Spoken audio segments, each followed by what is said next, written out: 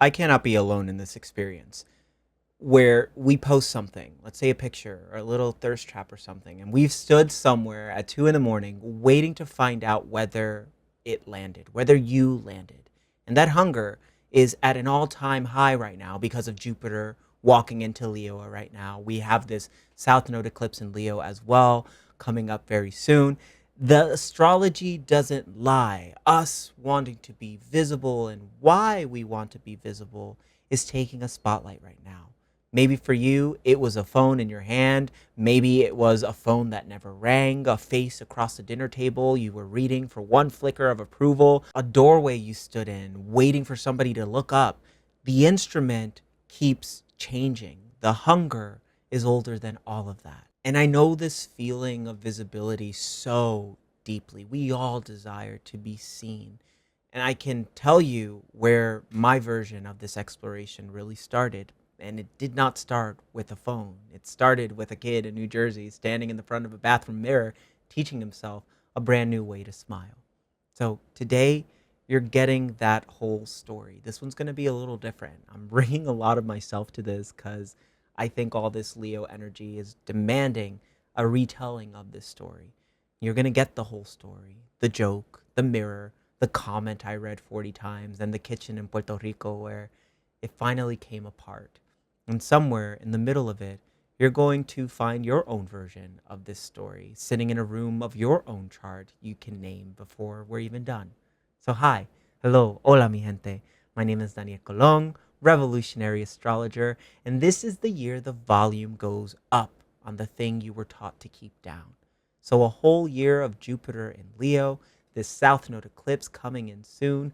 But let's talk about Jupiter here, because I think it's really the anchor to this eclipse season and this change of nodes. Jupiter magnifies, so whatever it touches, it turns the volume all the way up. And Leo is the sign of heart and the sign of eye, the patron saint of the inner child, tugging your sleeve, going, look at me, look at me, look at me, look at me. So Jupiter in Leo hands that little kid a megaphone, which can crack you wide open or have you at 2 in the morning refreshing a post like it owes you money. And here's a piece of astrology underneath everything so we can hold it together. Everything in the spotlight on stage right now, everybody on here is handing you back light we caught off of something else. You see, when we look at Leo, we're looking at the sun. And the sun is the only light in your whole chart that isn't borrowed. And there is exactly one sign it rules, and that is Leo. So the most self-centered sign in the zodiac is handing you one of the oldest keys there is.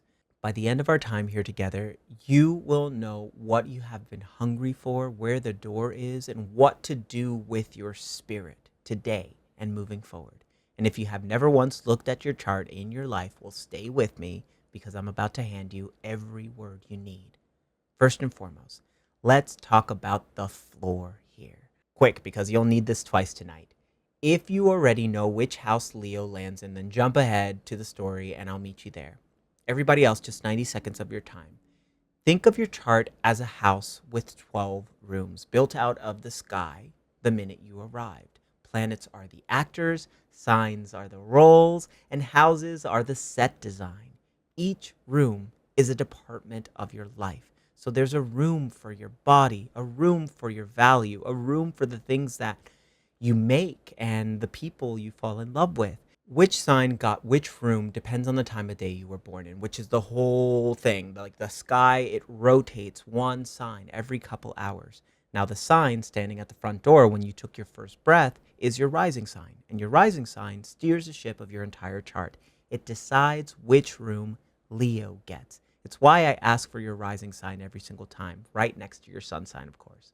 Houses and the rising sign, all that aside, that's the whole floor. The story you're about to hear lives in the first room of my chart, the room where people meet you, the face, the arrival, the smile. So I've always had big teeth. And when I was little, my family would warmly make fun of me for it. You know, it was one of those classic Hispanic things, like warmly. Hold on to that word because I think it's the part that stayed with me. Like, nobody was being cruel. There was love in the room, and there was a joke in the room, and they were coming out of the same mouths at the same time, which is hella fucking confusing for a kid trying to make sense of the world. And I took it so personally that I made a decision, which was that they were not going to see the teeth anymore. So I taught myself to smile without showing them. I practiced it until I got so good at it, a whole technique invented by a child to solve the problem of being loved and laughed at in the same breath. There are pictures, many, many pictures, whole years of pictures of me with my mouth closed. Like, nobody made me do that. Sit with how strange that is. Nobody sat me down and said, stop smiling. I did it to myself on the basis of a joke from the people who loved me. There's a name for the voice that teaches you that move, and you've never been able to point at it, so let me point at it for you because it's been running your show too. I call it the hush. The hush arrives sounding like manners. It says, let somebody else have a turn, you know? It praises you for being low maintenance, for being easy, for never needing too much. It calls your shrinking humility in a voice that loves you, which is exactly why you never fought back. All of us got hushed by somebody who thought they were helping. And they got hushed too by somebody also who thought they were helping as well. It runs back further than anybody in your family can remember. That's what makes it so hard to be angry at and so hard to put down as well. And notice what the hush did in my story, loves. It never raised its voice once. It just handed a 7-year-old a bathroom mirror and it let him do the rest, the same way it handed you yours.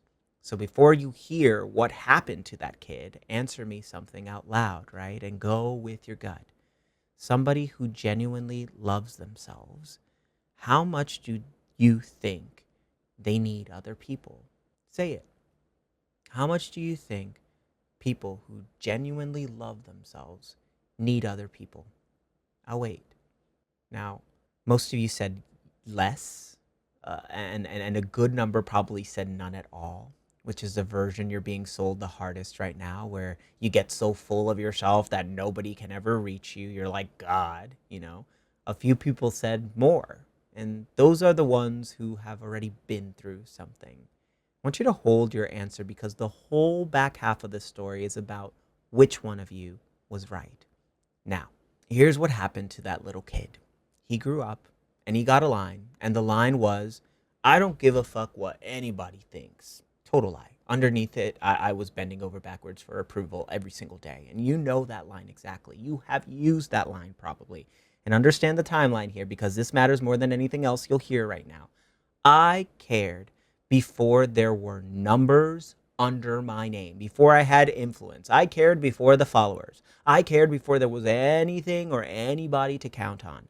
People have been walking into rooms and reading faces since there were rooms with faces, right? The ache to be witnessed is one of the oldest pieces of equipment you came with. What's new is that somebody figured out how to meter it and charge you rent on it, because the machinery, the algorithms pointed at that ache are about 15 years old right now. And it got built on purpose by people with names and salaries. Your attention is the product being sold. And the smartest engineers alive get paid to keep you exactly this scattered, because a scattered person is an easy person. Easy to sell to, easy to frighten, easy to keep quiet. A person who feels like nothing does nothing. And every bit of that is true, and your will is still yours. Nobody can take your attention. It has to be handed over. Carry both halves in the same hand, or this curdles. Drop the first half, and you'll blame yourself for whether you did not even make. Drop the second half, and you'll hand the whole thing over and decide that none of it was ever up to you. So watch what that machine did when it found the kid with the closed mouth, because it has found your kid too. There's a comment section with thousands of people in it, pouring love. Every day I show up and I do this is pure Leo glory. There's love, validation, actual love, kind words from strangers about the work I'd make and how it affected them. And there is one comment. There's one comment. Some stranger poking at a flaw I already knew I had. And that's the one comment I'd read 40 times.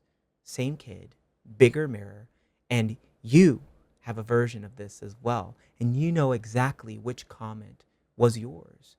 Then it got sneakier because I started equating the likes with how good I was as well, and the growth on a post with how much I was growing as a person. Like the algorithm was my therapist. You have done that math too at some point in your life. And the whole time my line was still, I don't give a fuck. Standing in front of the biggest mirror ever built at 2 in the morning, refreshing a page, desperately wishing for more people to see me. So here's the distinction that saved me, and I want to say it slowly. Caring what people think and letting what people think tell you who you are two different animals. Caring is human. We established that so far. I cared before there was anything to count. But the handover, the place where the comment stops being information and starts being the verdict, that one had me by the throat the whole time I was bragging about how free I was.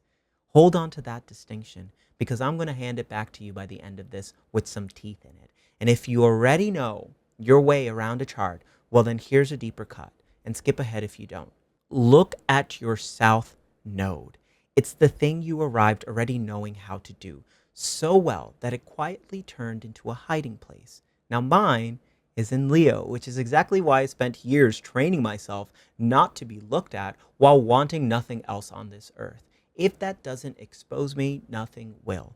Your south node is wherever your hush is easiest to mistake for humility. And all these insecurity go further down than teeth, because for a long stretch of my 20s, there was a mirror I could not look at. No, not like I wouldn't. I could not. And for a lot of you, love yourself sounds like a nice quote you cannot reach from where you're standing because you started at that same mirror trying to force a fake ass smile you can't even keep. So here is what was waiting when I finally followed the thing, the insecurity, all the way down because astrology had it first and it rearranged me. Remember the rising sign, right? The sign at your front door, the exact degree climbing the horizon at your first breath? Well, every book you will ever read glosses that degree the same way. 2 words. Your first house, rising sign, I am. And those 2 words sit in the oldest story we got, where Moses asks the burning bush for its name, and what comes back is I am. The name of God is pure being, announcing itself. Now lay that on top of Leo, the one sign the sun rules, and the secret falls right out. The I you keep getting told to transcend, followed all the way down, runs straight past your personality, your resume, your trauma, your Instagram handle, underneath all of it. The raw I am at the center of you is the same I am the whole universe is speaking. I am. And that's it. I am. And in that statement carries the most highest vibrational Jupiter in Leo statement. I am is a choice. Now, the sun is the only light in your whole chart that isn't borrowed, and it gives you a little insight of this I amness. I said that at the top piece like it was trivia, when in actuality, it's a description of what you're standing on. So, self love, or rather self acceptance, was never the consolation prize they made it out to be. It's really a choice, it's a discipline. You follow the self down, past the wanting, until you hit what you are really made of. The ego is the doorway, and every tradition that told you to kill it was standing on the wrong side of it. And the sky spells this out so plainly it's almost too on the nose because Leo's brightest star is Regulus, and its old name is Cor Leonis, the lion's heart. In the constellation, it sits exactly where the name says, down in the lion's chest, nowhere near the mane. Everybody looks at the mane of a lion. The mane is the part that photographs well, but the heart is further in and quieter, and you have to go past all that roar to get to it. You reach the heart last. That mirror I couldn't look in, same door, knocked from the other side. What did your self-hatred followed all the way down become before you turned it around on yourself? The self you cannot stand is the same self that bottoms out in God. The contempt was the divine knocking, and you thought it was an intruder. So, back to the floor. Which room, which house is Leo in for you? If you have the number, say it now. If you don't, well, your rising sign tells you, right? And it's also in the first comments underneath this video. That house is the room you assume is your loudest one. It's the room you have also been quietest in as well. Now, here's where the story stops being about sending light out, because your real wound was never on that side of the door either. You've tried the affirmations at the bathroom mirror and they slid right off, right? Here's why. Before anything true can come out of you, something has to be able to get in. And most people who ache to be seen cannot take it when it finally shows up. Somebody says they're proud of you and you change the subject. A whole room hands you warmth and you go hunting for the one voice that withheld it. Thousands of comments pouring love and the one read 40 times, right? That was never a criticism problem, loves. We're talking about a reception problem here. The door I shut to keep the joke out was the same door the love was trying to come through. And I know this one from the inside, and it took an island to teach this to me. About 10 years into New York City, I left and I moved home to Puerto Rico to help my grandmother and my great-grandmother. I was grieving. It was a tough time. Breakup, heartbroken, all of it. I really had lost a version of myself I'd lived inside of for a decade. And every morning, it took me a long time to come down from my room. Some mornings, a very long time. And here's the thing I need you to see about those mornings. However long I took, whatever state I came down in, whatever my face was doing that day, whatever was or wasn't left of me, my grandmother kissed me on my cheek every morning. She wasn't grading my arrival, and she wasn't reading my face for whether I'd earned it. The kiss was coming either way, the way the sun comes up either way. And for a long time, I couldn't take that in. And then one morning, I could. Their love, their witnessing healed me, and my reception of it healed me. Both of those are true. And after that, I stopped looking for that love in places and relationships it was clearly not. And hear this part because it is yours. Somebody has been holding a version of that love out to you while you've been doing the math on whether you've earned it. So being witnessed in this beautiful Jupiter Leo energy asks two things of you. There's what you send out, and there's what you can take in. And nobody trained you for that one, which means the answer to the question I asked you at the top, how much does somebody who loves themselves need of other people? The answer is more, not less, more. And finally able to receive it. The way through is expression, Leo's natural house is the fifth, the house of children and of everything that arrives wearing your own face when you let out what is true in you, the unhidden thing, you are letting the divine move from the inside into form. To create is the most godlike thing a person does. To create love, to create witnessing, to create light. And the creator is the literal word for artist. There was never a gap to cross here. Your embodiment of love and witnessing, your capacity to receive that as well, is probably the most Jupiter and Leo things you can do right now. And here's a piece that's mine from long before I ever even read a chart. I trained as an actor as well, and the technique that raised me is built on one line by Sanford Meisner, my teacher: living truthfully under imaginary circumstances. That is what acting and performance and witnessing is all about until it becomes embodied. That's the whole spiritual technology of Leo, being true all the way, especially when nobody is watching. So, who are you when the cameras are off? Who are you when the makeup comes off and the costume is down? Who are you?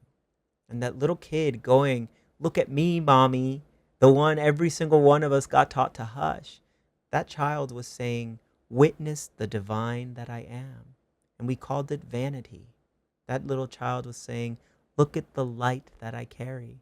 And we called it too much. I did eventually grow into my teeth, by the way, crooked smile and awe. And it's the thing people most recognize in me by now. And they started seeing it the day I did. You cannot recognize something you have not recognized in yourself first. You must first recognize your light to become the light. The assignment here is small enough that you can actually do it. Once a day this week, say one true thing out loud with your whole mouth, your whole chest, to one actual person in the room. All right? I want you to say it out loud. It can be, I made this and I'm proud of it. It can be, I want that. It can be, I love you. I want you to pick one sentence that makes your chest go tight, because tight is the hush telling you which one is real. Then count to 3 before you fill the silence. That's the part nobody does. Don't laugh it off. Don't just say, I'm kidding. Don't go check and see who saw it. Those 3 seconds are the receiving, and they're harder than the other half of things, right?